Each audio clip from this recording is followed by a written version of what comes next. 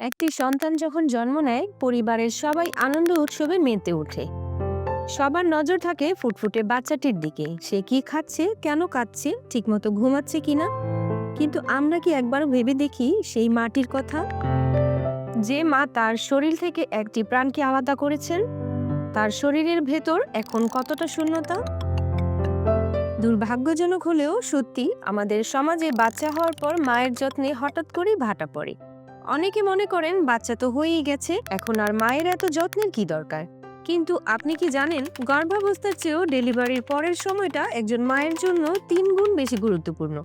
আজ আমরা কথা বলবো ডেলিভারি পরবর্তী পুষ্টি, কুসংস্কার এবং মায়ের শরীরকে আগের অবস্থায় ফিরিয়ে নেওয়ার বৈজ্ঞানিক উপায় নিয়ে। আজকের ভিডিওটি শুধু মায়েদের জন্য নয়, পরিবারের প্রতিটি সদস্যদের জন্য অত্যন্ত জরুরি। ডেলিভারির পর মায়ের গুরুত্ব কেন কমে যায়?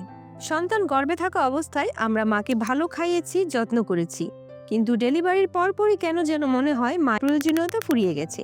আসলে এখানেই আমরা সবচেয়ে বড় ভুল করি।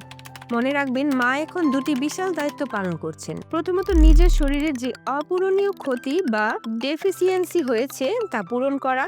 দ্বিতীয়ত, আগামী 6 মাস শিশুকে 1 বিন্দু পানি ছাড়া শুধু বুকের দুধ খাওয়ানো এবং 2 বছর পর্যন্ত স্তন্যদান চালিয়ে যাওয়া। একজন মা তার হাড়ের ক্যালসিয়াম, রক্ত স্বল্পতা আর শরীরের শক্তি বাচ্চার জন্য বিসর্জন দিয়ে তাকে পৃথিবীতে আনেন।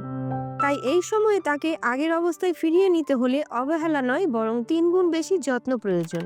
3 গুণ যত্নের গাণিতিক হিসাব। আমি কেন 3 গুণ যত্নের কথা বলছি, চলুন একটু বুঝিয়ে বলি। প্রথম ভাগ, যত্ন। মায়ের নিজের শরীরের ঘাটতি পূরণ করার জন্য সিজারের ক্ষত শুকানো বা শরীরের শক্তি ফিরে পাওয়া। দ্বিতীয় ভাগ, যত্ন। তার শরীরের ভেতরের অভাবগুলো মেটানোর জন্য, যেন তিনি ভবিষ্যতে আবার সুস্থভাবে মা হতে পারেন। তৃতীয় ভাগ, যত্ন। বাচ্চার জন্য পর্যাপ্ত বুকের দুধ তৈরি করার জন্য। মা যদি নিজে পুষ্টিকর খাবার না খান, তবে তার শরীরে দুধ তৈরি হবে না। কুসংস্কার বনাম বিজ্ঞান। কি খাবেন আর কি খাবেন না। আমাদের দেশে বিশেষ করে মুরব্বীরা কিছু ভুল ধারণা পোষণ করেন, যেমন ডেলিভারির পর দুধ খাওয়া যাবে না, ডিম খেলে বাচ্চার সমস্যা হবে, মাছ মাংস খেলে পেট ফাঁপবে, বা ভাত কম খেতে হবে। এগুলো সব ক্ষতিকারক কুসংস্কার। দুধ ও ক্যালসিয়াম। বুকের দুধ তৈরি করার জন্য ক্যালসিয়ামের কোনো বিকল্প নেই। মা যদি দুধ পান না করেন, তবে বাচ্চার জন্য দুধ তৈরি কোথা থেকে হবে? মায়ের শরীরে ক্যালসিয়ামের অভাব হলে মা সারা জীবন হাড়ের ব্যথায় ভুগবেন। প্রোটিন, মাছ, মাংস, ডিম। সিজার হোক বা নর্মাল ডেলিভারি, শরীরের ক্ষতস্থান শুকানোর জন্য প্রচুর প্রোটিন প্রয়োজন। ডিম এবং মাছ মাংস মায়ের পেশি গঠনে সাহায্য করে। ভাত ও শর্করা। মা পর্যাপ্ত ভাত ও কার্বোহাইড্রেট না খেলে তার শরীরে শক্তি আসবে না। মা যদি দুর্বল হয়ে মাথা ঘুরে পড়ে যান, তবে তিনি সন্তানকে পালবেন কিভাবে? আয়রন ও রক্ত স্বল্পতা দূরীকরণ। ডেলিভারির সময় মায়ের শরীর থেকে প্রচুর রক্ত বের হয়ে যায়। এই আয়রনের অভাব পূরণ হতে শরীরের প্রায় 2 বছর সময় লাগে। তাই এই সময়ে প্রচুর আয়রন সমৃদ্ধ খাবার, কচু শাক, ডালিম, কলিজা দিতে হবে। আয়রন এবং ভিটামিন ঠিকমতো না পেলে মায়ের শরীর ভেঙে পড়বে এবং দুধের মান কমে যাবে। পর্যাপ্ত বিশ্রাম ও মানসিক শান্তি। খাবারের পাশাপাশি যে জিনিসটা আমরা সবচেয়ে বেশি অবহেলা করি তা হলো বিশ্রাম। একজন নতুন মা সারাদিন বাচ্চার পেছনে হাড় ভাঙা খাটুনি খাটেন, তাকে পর্যাপ্ত ঘুমানোর সুযোগ করে দিতে হবে।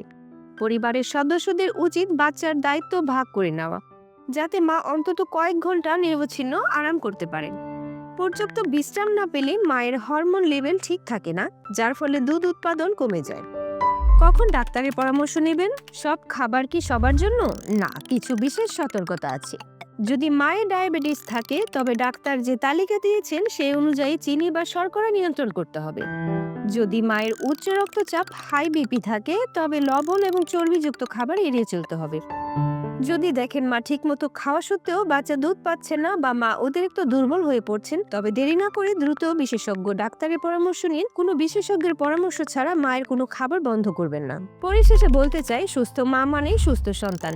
মাকে খাবার নিয়ে কোনো বাধা দেবেন না, তাকে পর্যাপ্ত পুষ্টিকর খাবার দিন, ভালোবাসা দিন এবং সময় দিন। মনে রাখবেন, মা যদি মানসিকভাবে শান্ত থাকে এবং শারীরিকভাবে তৃপ্ত থাকে, তবেই আপনার সন্তানটি হাসিখুশি হয়ে বেড়ে উঠবে।